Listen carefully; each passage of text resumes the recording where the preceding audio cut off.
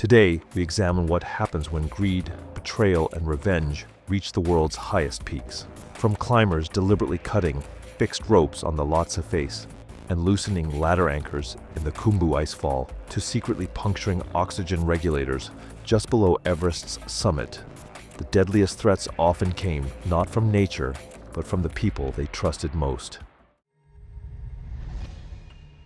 On November 14, 2015, climbers were high on the Lhotse face of Mount Everest, moving across a steep wall of hardened blue ice. Fixed ropes were their only protection against a catastrophic fall as freezing temperatures and strong winds swept the slope. At that altitude, thin air made even simple movements physically demanding. Clyden Bolton, 34, was attempting his first 8,000-meter peak after years of preparation. A petroleum engineer from Houston, he had spent 3 years training and approximately $85,000 on permits, logistics, and prior climbs. He had summited Denali and Aconcagua and was regarded within his team as careful and methodical. Bolton kept a detailed expedition journal, recording rope conditions, oxygen use, and turnaround times. Since arriving at base camp, he had been in open conflict with expedition leader Viktor Kozlov over safety margins and weather timing. Bolton argued that the forecast window was marginal and that sections of the fixed line above Camp 3 required replacement. He told teammates that if the expedition continued to ignore safety protocols, he would formally report the violations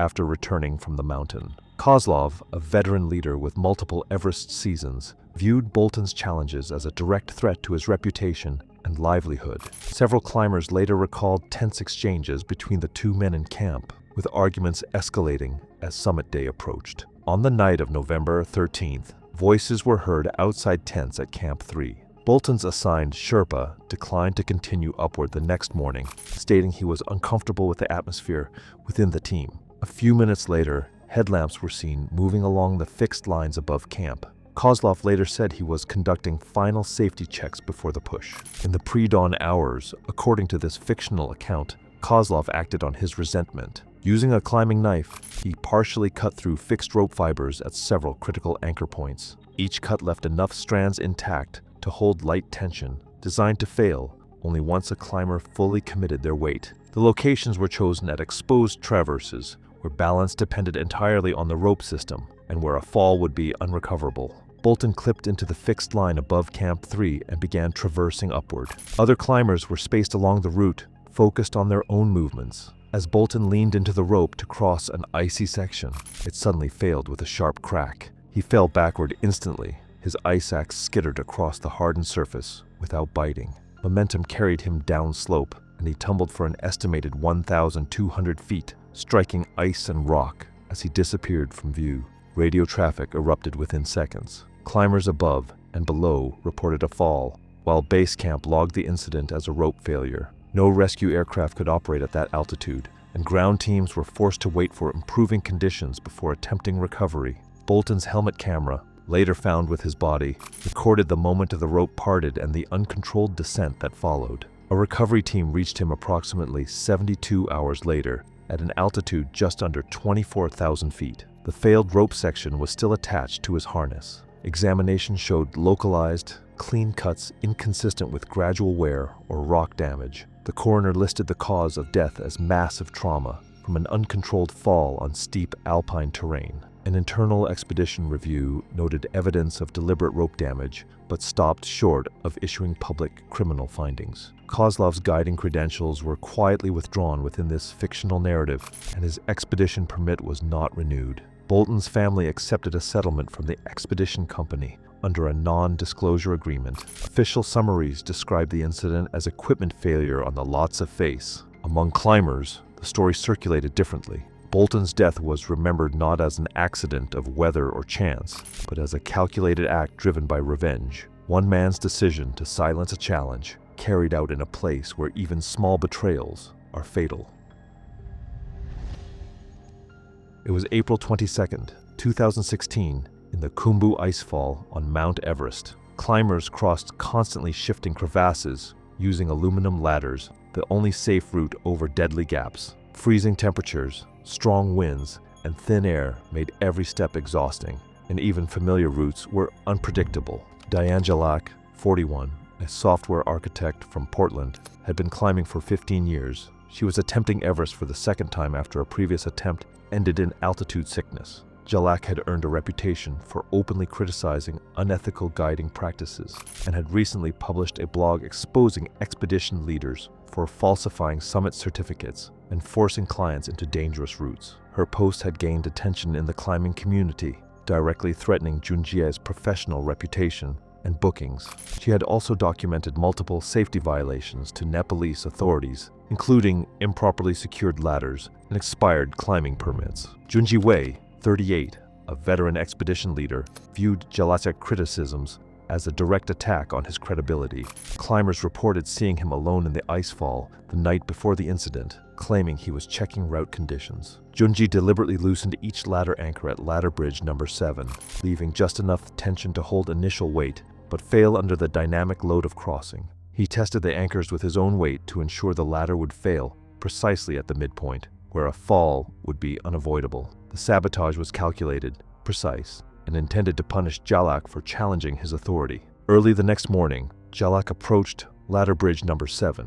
The aluminum ladder spanned a 40-foot crevasse, appearing unchanged from previous crossings. Her headlamp cut a thin beam through the dark ice fall, and her movements were cautious but steady, as she had crossed the same section safely 2 days earlier. She began stepping along the rungs, unaware that each anchor had been weakened to fail under her full weight. As Jalak reached the midpoint, both anchors simultaneously pulled free with metallic pings. She fell backward into the yawning crevasse, the ladder and loose anchors striking her body during the descent. The headlamp spiraled with her fall, illuminating the walls of ice as she tumbled uncontrollably. Her climbing partner's helmet camera captured the fall, along with Junji's voice faintly saying, "Equipment malfunctioned," before anyone could assess the situation. Jalak struck an ice shelf, 127 feet below the ladder, the impact driving metal screws through her chest and abdomen. Hypothermia quickly set in as she lay pinned among the broken ladder and ice debris.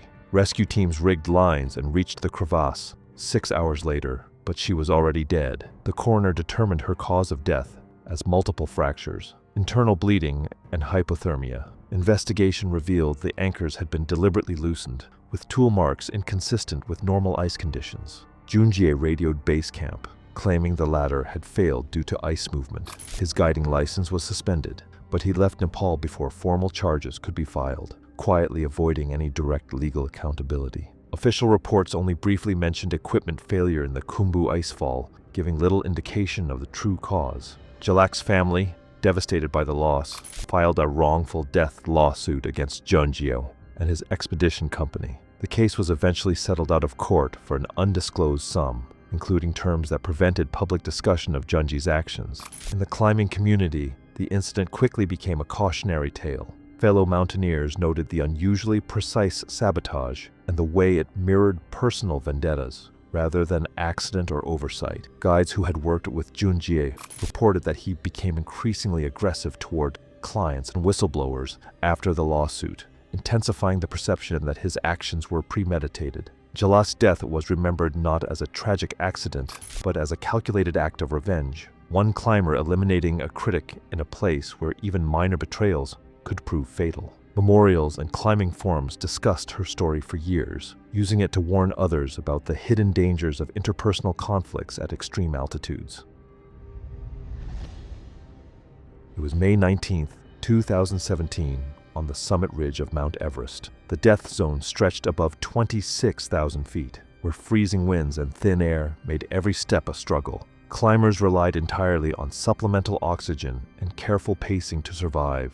Even minor equipment failures could be fatal. Visibility was limited, the terrain exposed, and the slightest misstep carried the risk of a deadly fall. Jenkin Adara, 38, a firefighter from Denver, had been climbing with Paul Hendricks for 8 years. He had recently inherited $200,000 from his father and had loaned Hendricks $75,000 to fund his Everest expedition. After Hendricks's business failed, Adara had pressed Hendricks repeatedly for repayment, even threatening legal action when Hendricks claimed he could not pay. Though they had climbed together for years, Adara confided to other climbers that he no longer trusted Hendricks with financial or life-critical matters and planned to end their climbing partnership after Everest. Paul Hendricks, 36, had grown increasingly bitter. He felt humiliated by the constant pressure to repay the loan and resented Adara's authority. According to this fictional account, Hendricks studied oxygen systems extensively and learned exactly how to create a slow leak that would appear accidental. Climbers later recalled Hendricks asking unusual questions about regulator mechanics and Adara's insurance policies. The night before the summit push, Adara's Sherpa guide noticed Hendricks handling Adara's oxygen gear, assuming he was helping, unaware that Hendricks was sabotaging it. During the early morning ascent toward the summit, Adara's primary oxygen regulator began losing pressure unexpectedly. At first, he noticed subtle drops in flow, causing mild shortness of breath. He adjusted the mask and switched between regulators, but the supply continued to dwindle far faster than anticipated. Each step became heavier and his movements slower as the lack of oxygen began to sap both strength and coordination. About 300 feet below the peak, the regulator fully failed, leaving Adara gasping for air on the narrow ridge. His vision blurred, his balance faltered, and severe altitude sickness set in. Confusion, staggering, and sharp headaches made even basic steps dangerous. Hendricks claimed his own system was malfunctioning and refused to share oxygen, despite having full bottles, leaving Adara isolated in the most critical section of the climb. Every attempt to descend became more treacherous, the sheer drops on either side offering no margin for error. Within minutes, Adara's condition worsened dramatically. Cerebral edema overwhelmed him, clouding judgment and causing him to stumble repeatedly. Disoriented and slipping on the icy ridge, he could no longer maintain his footing. Hendricks's helmet camera later showed him checking Adara's pulse, confirming the unconsciousness, before he continued alone toward the summit. Adara collapsed on the ridge, just 280 feet from the top, the thin air and freezing temperatures ensuring that survival was impossible. Hendricks radioed base camp later, reporting that Adara had succumbed to altitude sickness, and no rescue was attempted due to location and weather. Adara's body was recovered 6 weeks later during a commercial expedition. The coroner listed cerebral edema and hypoxia as the cause of death, but the damaged regulator was noted as a contributing factor. Tool marks on the valve indicated deliberate puncture, inconsistent with accidental damage or normal wear. Hendricks collected Adara's life insurance payout as the designated beneficiary and never repaid the loan. Official reports briefly listed the death as high-altitude cerebral edema near the summit, with no mention of foul play. Among climbers, the story circulated as a chilling example of revenge at extreme altitude, one partner eliminating another when resentment and greed outweighed loyalty, and the mountain left no room for mercy. If you're fascinated by these chilling Everest stories, make sure to subscribe and hit the bell so you never miss another episode of Extreme Mountaineering Mysteries. It was April 8th, 2014 in the western CWM on Mount Everest. Climbers navigated a flat glacier valley riddled with hidden crevasses, where snow bridges could collapse without warning. Temperatures were freezing, the air thin, and every movement physically taxing.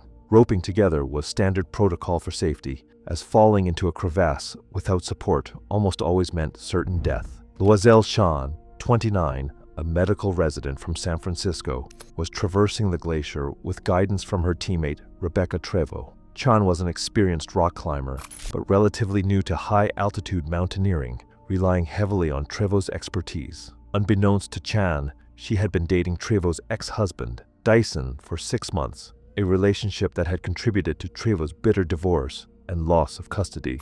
Chan had no idea of Trevo's connection until base camp, where Trevo's anger toward her became evident. Rebecca Trevo, 35, a seasoned climbing guide, harbored deep resentment. She had lost her home and custody of her children and blamed Chan for disrupting her family. According to other climbers, Trevo became increasingly hostile toward Chan, making pointed remarks about homewreckers getting what they deserve.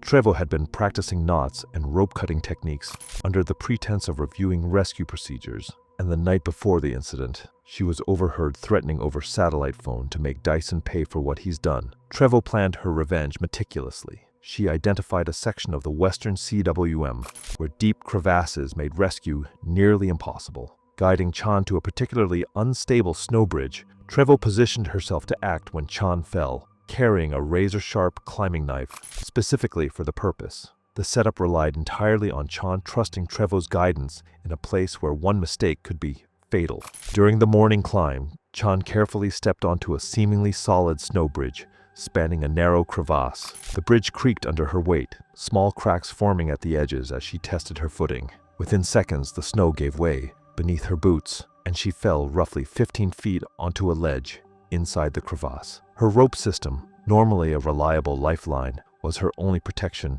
as she struggled to regain balance while gasping for breath in the thin, freezing air. The walls of the crevasse towered above and below her, jagged ice threatening to cut through clothing or skin with the slightest misstep. As Chan ascended the rope, Torres struck with deliberate precision, severing all fibers with a knife and sending them fluttering into the cold air. The sudden loss of her lifeline threw Chan off balance, and the brittle snow bridge beneath her gave way entirely. She plunged 180 feet into the crevasse, tumbling against icy ledges and jagged walls as her headlamp spun wildly and snow sprayed around her. The combination of deliberate sabotage and the collapsing bridge left no chance of survival, turning a recoverable fall into a calculated, fatal descent. Trevor's helmet camera captured her actions and chillingly recorded her saying, "Some problems solve themselves," before she radioed base camp, claiming a rope snapped under load. Rescue teams reached the site hours later, but the unstable ice and extreme depth made immediate recovery impossible.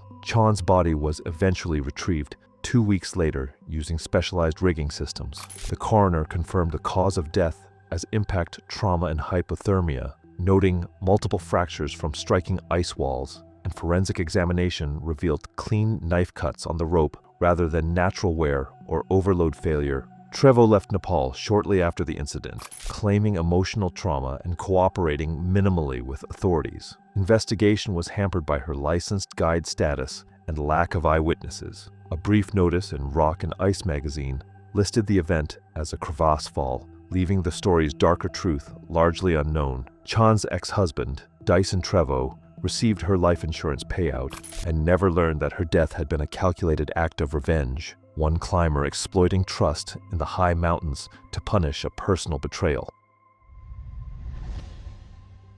It was September 3, 2018, at Camp 4 on Everest's South Col. Bitter winds swept the exposed ridge, and climbers huddled in their tents for survival. Shelter and oxygen systems were critical, as even brief exposure to the thin air could turn deadly. At this altitude, failure of equipment or protection left no margin for error. Nathan Boris, 42, a petroleum geologist from Anchorage, had been climbing with expedition leader Maria Santos for 3 years. Boris had recently discovered Santos was embezzling funds from client expeditions, skimming tens of thousands of dollars, and he had confronted her at base camp with bank records and receipts. He demanded repayment and threatened to expose her upon return. Known among the team for his meticulous record-keeping and level-headed approach, Boris had always prioritized safety, following every protocol despite the extreme environment. Santos, realizing Boris's evidence could destroy her career and result in criminal charges,